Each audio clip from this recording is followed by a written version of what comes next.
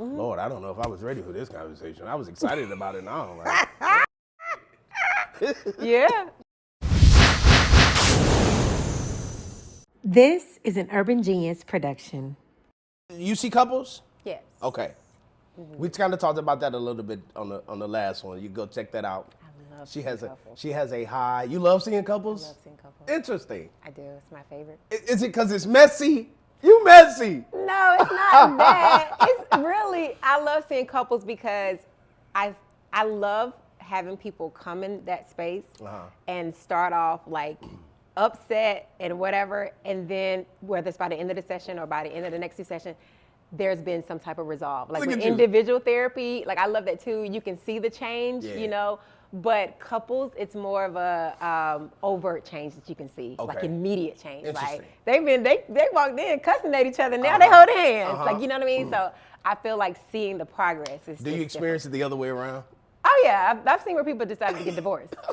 Absolutely, 100%. I'm not laughing. But I always give my disclaimer. My goal is not to keep you together. That's not my goal, because what happens is those people that got divorced, they weren't, I can say they weren't supposed to be together, but they know good and well, you know what I'm saying? And so I always say, like, sometimes what happens is they come in, you got one partner, like, he need to do this and she need to do this or whatever. But one of the partners already know, like, I don't need him no way, or I don't need her no way. And so what happens is therapy just, brings it out. Yeah, it illuminates, you know? And so you're like, oh my goodness, I could do better. You know, I'm growing and they ain't.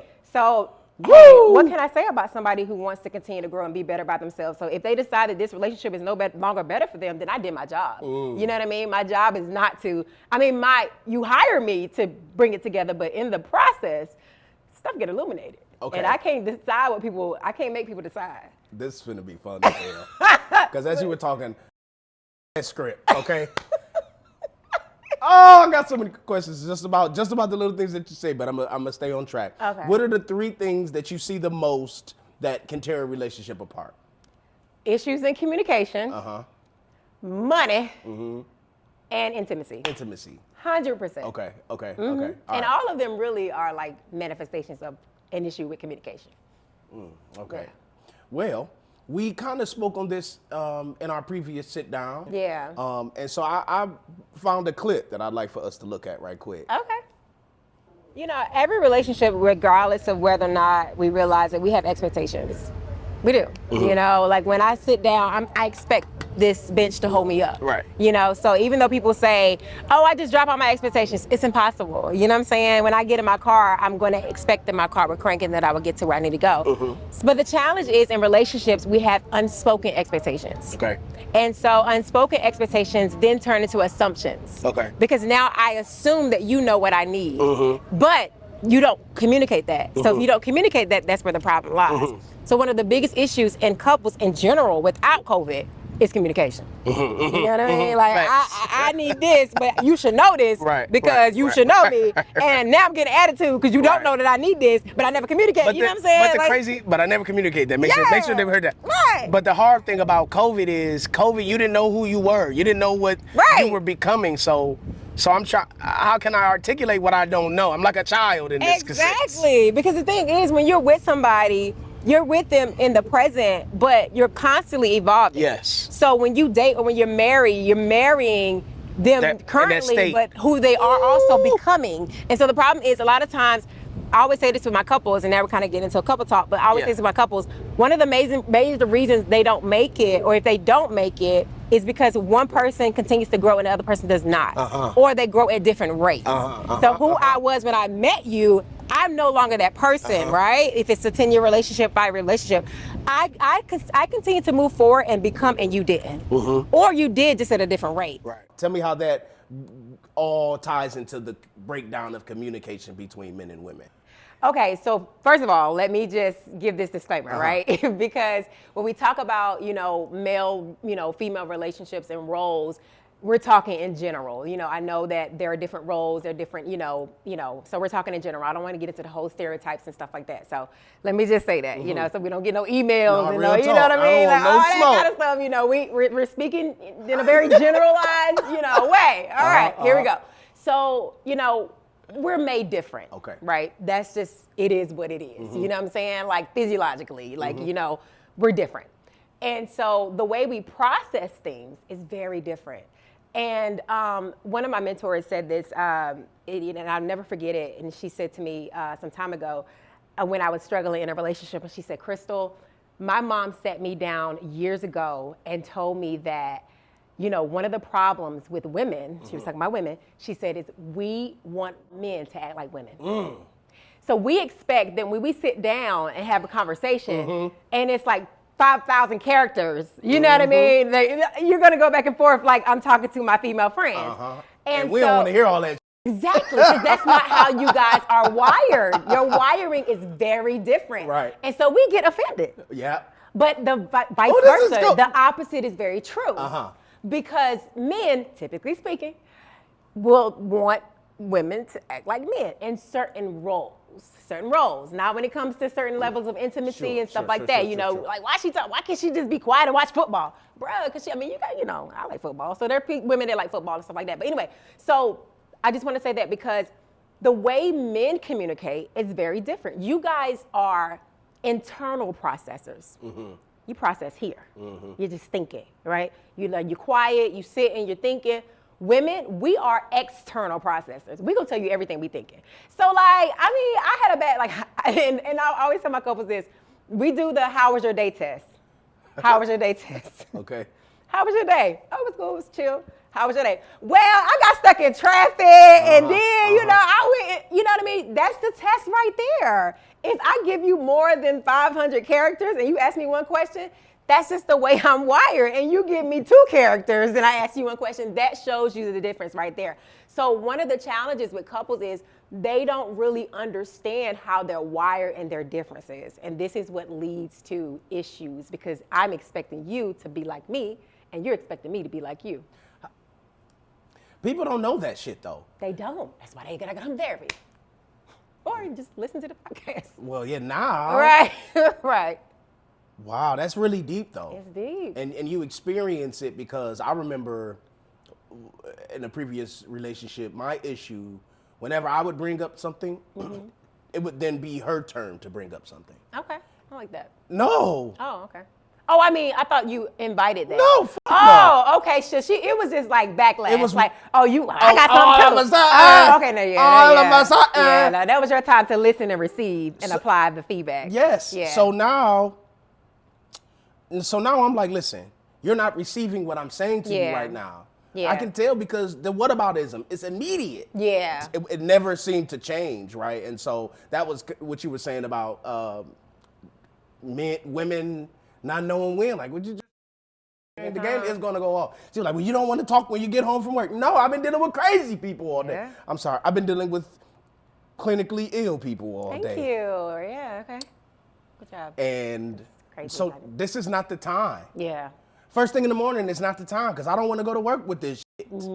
So I used to say, invite me out for a walk. Hey, babe, let's go get something to eat. And then pour it on me. Like, damn, I'd rather a setup than because the commercials ain't long enough. Right. So I think that led to a lot. It's funny, this is up next, but I was naturally going to say this. I think this leads to a lot of resentment. Lord, I don't know if I was ready for this conversation. I was excited about it now. Yeah. Talk to me about your experiences in seeing resentment in relationships, because yesterday you talked about lack of emotional connection causes problems, right? That lack of emotional connection can stem from resentment, right? Talk to me. I don't want to step on you. No, you're good. You're good. Resentment is one of the biggest hidden issues in couples, in relationships. Okay. It's hidden.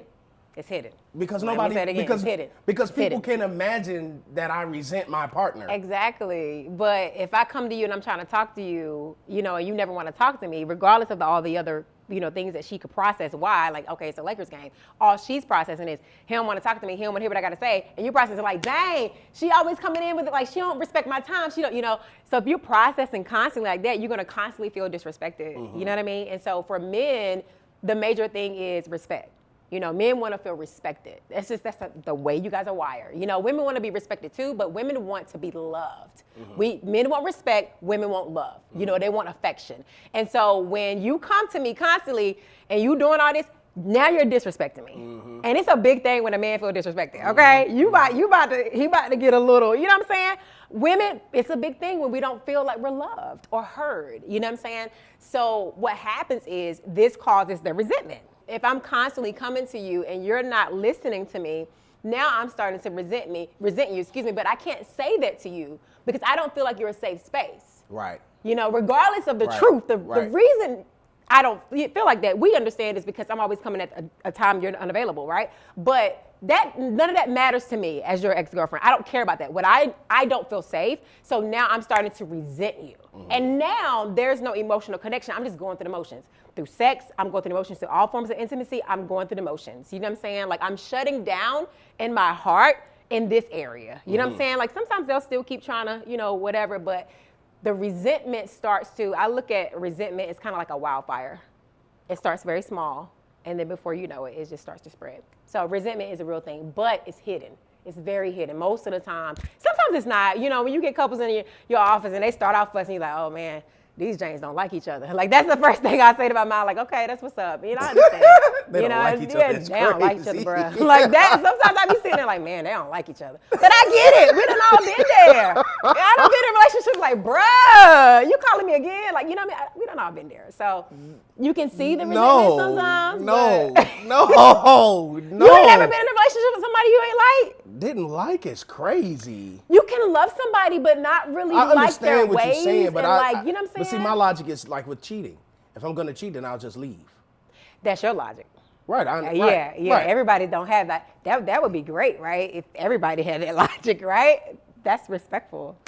If I'm a cheat, I'm not gonna do that to her. I'm peace out. Yeah, I respect that.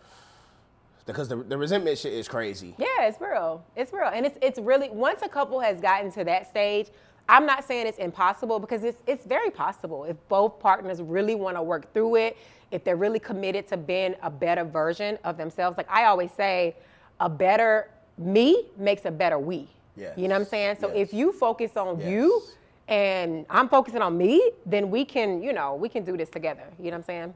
So, it's possible, but resentment is real. Okay. Money. You said money is the second issue that people are having in relationships. What are you seeing and what is the cure? Right. Other than the obvious. Right. Get more money. Right. Well, it's not about getting more money Okay. because the way you handle money, the way you handle $100 is going to be the way you handle 100,000. Money is about a mindset, right? So it's not about necessarily getting more money, but money, the way couples handle money is really a reflection of their intimacy and a reflection of the communication. Okay. So I've seen married couples, or, you know, even like before they get married and stuff, and it's just like, I'm not giving him no access to this bank account. This is me. And I don't even want him to know, you know, this is the one I want, like before the session. I don't even want him to know I got it. You know what I mean? But you about to marry him, so we got to talk about that, you know? So the way they handle money, it's really an issue of trust, right? You know, because when you're blending accounts, you know, and you're becoming as one in whatever that way that looks like for you, like you have to have some level of trust. And you can't build trust if you don't have intimacy. You know what I'm saying? And so sometimes the money issue is just a reflection of the lack of trust, the lack of communication, you know, all the things. And so some of the things that I see, like what I just said, and sometimes I see, you know, the way one person has a relationship with money and the way the other person has a relationship with money. Oh, they spend all the time. Like if we ain't gonna have nothing, you know what I mean? Like maybe because, you know, that's their upbringing. Maybe that's how they were taught. Maybe that's what they saw. And so it really takes a lot of what we call psychoeducation to start to educate, you know, both partners on like, okay, well, I'm just gonna give some random names. These are not previous clients. These are not current clients. Y'all don't sue me. This is just random names. The way Sally handles her money is different than George. You know what I'm saying? Because Sally grew up in a family that's very different. So a lot of that would be that psychoeducation and breaking down, once again, the differences so that you guys can come together and decide on what's best for your household. Yeah. I hope that makes sense. I said that very fast. Psychoeducation. What is that? It's basically where you provide some level of education in your sessions But they call the cycle piece because it's clinical. It's in a clinical setting. And you're educating them on how to spend money or on No. one another's spending habits? Right. So Okay. we're educating them on like helping them to understand the root of why they spend the way they spend, or why they had, or like how this relationship developed with money. Because all of us have a relationship with money. All of us, right? And so helping them to understand, like, okay, the reason why, Sally can hoard and not want to give her money away because, when she was younger, her dad gave all the money away and they were homeless. Like, you know what I'm saying? So providing that psychoeducation, like, this is why she does this. So now you understand it, you can have compassion, like, okay, this is why she does this. So let's have a conversation about ways we can protect and ways we can kind of, give and take here. So that's what it is. It's a lot of psychoeducation. Interesting. That's cheating. If you got another bank account and the other person don't know about it, that's cheating. It's definitely like, I mean, I don't recommend it, especially if you're married and you've come together, because it's like, why wouldn't you? I mean, that's the whole point, right? Like, but that's suspicious to me. Yeah. And I would think that once I amass some wealth, but I don't know. I just, maybe not as the provider. I feel like, I don't even think that. I do think that we are. They make us think what's mine is yours type Yeah, shit. for Like, sure. I'm the provider, and so whatever is mine is yours. But at the same time, like, hold on, no. And I understand that. But I also still feel like, but you need to know for this Yeah. to be, because if I'm hiding money, what else will I hide? Exactly. And I mean, my thing is, and that's how people have these conversations, right? At first, because it's like, if you guys decide as a couple, we're not going to share everything and have the same, that's fine, as long as you guys make that decision together. You can decide to do your money however you want, but to have a whole account and they don't know about it, like, dang, Gina, but hey, I don't judge, you do you. But is there a power dynamic that you've seen with men and women when it comes to money and relationships? I have. So if the woman makes more money or if the man makes more money, what is that like? I've seen both ends. Okay. Both ends of that spectrum. Coming from North Carolina, like we're really big on those gender roles, like them, especially like, back in the day, like the man is the breadwinner and stuff like that, and the woman, So I've seen it in that way, but also, clinically, and I think it just depends on the person. I think money just illuminates what's already inside of you. Yeah, it makes you more of who you are. Yeah, for sure. So like, I think it I'm depends on the hilarious when I got money. Hey, Not so come much on. when I'm broke. Ain't funny when I'm broke. Bro, for real. I'm so sorry. Please, back to what you were You're saying. so crazy. So I think it just depends, right? So I've seen on one end, where, the man is the breadwinner. He kind of has certain expectations about like what, his partner should do. And, I want it this way. But, it just depends on the person, because I've seen it the other way around. Like, listen, I give her whatever lifestyle she wants, And I've seen the flip side of it too, where the woman was the breadwinner. Now, I will say this, what I have seen, just in my experiences, this is not always the case, but I've seen if the woman is the breadwinner, it challenges the man. That's a challenge for men. Sure. Some men don't mind because they want to be taken care of. You know what I'm saying? That's real. You know what I mean? I'm just being honest, bruh. Sorry. You know what I'm saying? I mean, it's funny, but it's real though. And I don't judge that because that's your thing. You know what I mean? Like, that's what's up. For me, That ain't for me, but that's some getting people dinner okay with that. made, maybe make a drink for me while I'm watching the game. Yeah, it's That's natural, being right? taken care of. Yeah. Like, okay, so when I say taking care No, of, I know what you I saying. mean, like, bro, you fronting all this and I'm chilling. No, bro, we ain't about to do that. No, but no, hey, no. if that's your thing, that's your relationship dynamic. If that's what you want to do, then hey, whatever. But now I don't mind, like you said, like, get you a drink or serving you and things like that. But I've seen the flip side of that where the man is just like, she's supposed to, take care of me, make sure my bills are paid, stuff like that. So those are a little bit more challenging. Okay. Say the least. Who does that shit? Where y'all niggas You at? would be Where the women that who do that? Please put it in the comments. Say me, so Right. I can stalk you and see. And we can get you the 313-770-1654 to the Restore Me Wellness Center, okay? And that's no shade because, bruh, like, I'm Not just saying she needs some help. I mean, for real. I'm not saying that, I'm not saying that to judge, man. Like, we all got our vices. We all got our things. But listen, you know, We got our vices. there are some challenges there that we probably That want is to not work through. Okay, all right.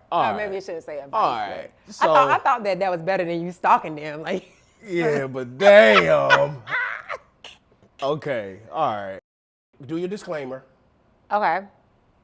Oh yeah, definitely not a sex therapist. Okay. All right, so I'm not coming from that lane. I can't get into all the ins and outs. But I I'm wouldn't- not even though I have training in sex therapy, I'm not a sex therapist. I wanted you to do the disclaimer because my first question is going to be, isn't sex a form of intimacy? It is. But it's not an intimacy in its entirety. Correct. Because when you said intimacy, the first thing I thought was the shaboing bang. What is happening right there? But clearly it's more to it than that. Something's really wrong with you, bro. So tell me the issues with intimacy, please. So intimacy can be defined in many different ways. Okay. Right? So emotional intimacy, do I feel safe with you emotionally? Mental intimacy, do I feel safe with, sharing my thoughts, sharing, what's on my mind? People can be emotionally intimate, but not mentally intimate, right? Going back to that, like financial intimacy and stuff like that, but also sexual intimacy. When people think about intimacy, they tend to only think about sex. Right. And that's the problem. Right. Because your problems in the bedroom didn't start in the bedroom. They started at the dining table when you guys were trying to communicate. Or they started months ago when the communication broke down. You know what I mean? So the problem in the bedroom, I always tell them, my couples this, like, that didn't just start there. It started a couple years ago, when you guys stopped talking to each other. So part of my work, if I'm assigned to this particular couple, is to help them, going back to the individual stuff, right? Help them to go back to see where the breakdown happened and what caused the breakdown, okay? And then to help restore that through, strategies and stuff like that. Yeah. So they can restore their intimacy, their communication, their connection, their sex will be better. Unless there's some physiological stuff going on and, all that stuff, some people, have some challenges with certain things that. So when you live in this state of sympathetic nervous system, it eventually affects your body and your mind and your emotions. And so what do? How do you get better? That's how you get You have to ED, tap innit? into what? What that is? What they said it is? What's happening? I'm sorry. I have no idea what you just said, but I feel like it was disrespectful. So I'm just going to keep going and act like I didn't hear that. You understand what I'm saying? What's happening? Nothing. I'm Why sorry. you crazy? It's probably true though what I just said. I have no idea what you I said it's probably how you get ED. ED? Yeah. What's ED? Don't worry about it. Oh. God forbid neither one of us ever had to experience erectile dysfunction. But no, that's a real thing too. Yeah, absolutely. Real shit. No, it is. I was being yeah. childish, but I'm dead ass at the same time. No, for real. Yeah, that's You said sex for women is psychological and for men it's physical. typically. Sex for women is more like emotional and psychological, and for men, it's more like physical. You know what I Okay. mean? Like women, typically, you hear this a lot. And when I say this, I'm not speaking directly to my clients or previous clients. Like I don't, I'm not making those connections or sharing their information. We're not never talking about none of y'all. Right. That is protected. Don't Because send you me no email. killing my time with these disclaimers. Right, that's protected. PHI, protected information. But when women typically say like, sex is bad, or I don't feel, they just want to do their thing and get off and we're done. It's usually what they're communicating is, I don't feel connected. I don't feel connected. I don't feel seen. I don't feel heard. I don't feel loved. You know what I mean? That's usually what they're connected, because typically speaking, women identify sex or connect sex with some type of emotional connection, right? Men, typically speaking, it's more of a biological need. You know what I'm saying? It's like, man, if I ain't had sex in a few weeks, like I gotta Some. I mean, I ain't say that, but dang, Gina. Bruh. But hey, I mean, if that's your thing, listen, But that's- I don't judge. Yeah. But that is not what I was saying. Just for the Is what you said. Another disclaimer. That is not what I said. That's exactly what you said. Absolutely not. You said men need it. If I ain't had it in a few No, weeks. because I was about to, my next word was going to be, I'm going to go to the gym. Bruh, like that's where you went, and that's okay. Oh, it ain't no okay. judgment. But I was going to the gym. Well, listen. All right, you right. You right. My bad. Well, you sound crazy. My bad. It's okay. It's fine. Listen, one of the things you gotta learn. I'm projecting. Bruh. I was something, man. I ain't got nothing to do with that. But I got you. We here together. I got you. You know, we're going to walk through it. It's fine. It's fine. It's okay. It's okay. You know what I'm saying? It's fine. All right. Let's go. We're good. All right. That's funny. We back. That's so funny. But yeah, like they would have to go to the gym to get that release. And you know what I mean? Like, we understand, like, even from a biological perspective, like, sex is biological for everybody in some cases, right? Because it releases endorphins and stuff like that, and your hormones in your brain. And so there is a component that is physiological when you talk about sex, not biological, sorry, physiological. And so, but for women tap more into that emotional side, and for men, it's more physiological. So that's what I mean when I say those differences. Money, the issues with money come from the issues that are related to communication, right? And communication comes from the issues related to intimacy. I mean, it could be like a bi-directional relationship, one influencing the other and back and forth. Okay. But yeah, like money it's a major issue, but it's kind of like a fruit. It's not a root. You know what I'm saying? The root is y'all don't know how to talk, and y'all don't have no intimacy. You know what I'm saying? Okay. So yeah. Okay. Yeah. So the root of all issues is not the love of money, but the lack of communication. Yeah, for real, man. Bars! Yeah, for real. To cap this off, soul ties. Wow. I think this is important when you talk about intimacy and relationships and grief, because I'm not going to say what I was going to say because I don't want to put anybody out there. But I think that in my last relationship, some of the things that we were doing, I always was like, when I got out, oh, this shit was voodoo. And now we have ties that it's deeper than sex. It's deeper than the time that we spent together. We were unlocking, like eating shrooms together, for instance. Yeah. And then exploring life or having that conversation or having sex, right? I was like, yo, these are things that there are things that I crave more than just that person, that love for that person. Yeah. So that's when I first experienced my first bout with the idea of soul ties. Okay.